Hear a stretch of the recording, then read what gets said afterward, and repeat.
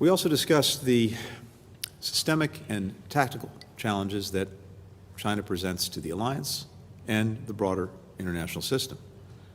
Last week, Beijing violated international law and U.S. sovereignty with the presence of a Chinese surveillance balloon in U.S. airspace.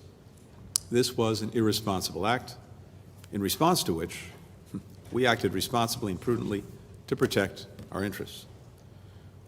There is an ongoing operation to recover the balloon's components.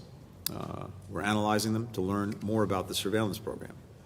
We'll pair that with what we learned from the balloon itself, with what we gleaned based on our careful observation of the system when it was in our airspace, as the President directed his team to do.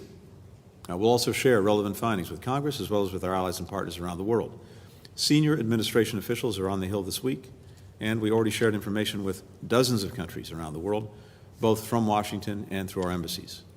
We're doing so because the United States was not the only target of this broader program, which has violated the sovereignty of countries across 5 continents. In our engagements, we are again hearing from our partners that the world expects China and the United States to manage our relationship responsibly. That's precisely what we set out to do. We continue to urge China to do the same. We're also continuing to strengthen and broaden NATO's partnerships and weave them together in new ways. The United States welcomed the Secretary General's visit to South Korea and Japan last week as an extension of those efforts, demonstrating the growing synergy between our Atlantic and Pacific alliances.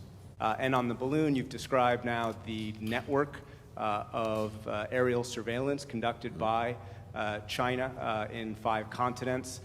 Do you believe that that network is run by the PLA Air Force, and do you believe Xi Jinping himself was aware of the balloon last week?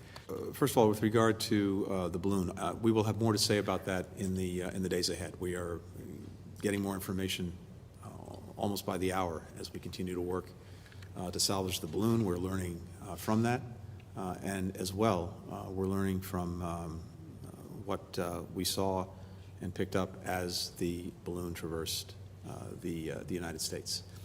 As to who's responsible for that,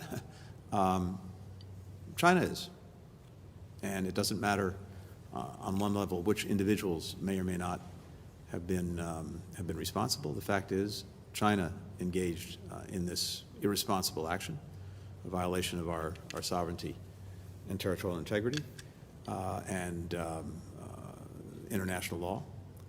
And as we've noted as well, we're not alone in this. Countries across 5 continents have also had surveillance balloons overfly their territory, which is why we're sharing this information with others. We continue to look to China to act responsibly and as well to help us in managing this relationship responsibly. That's what we continue to look for.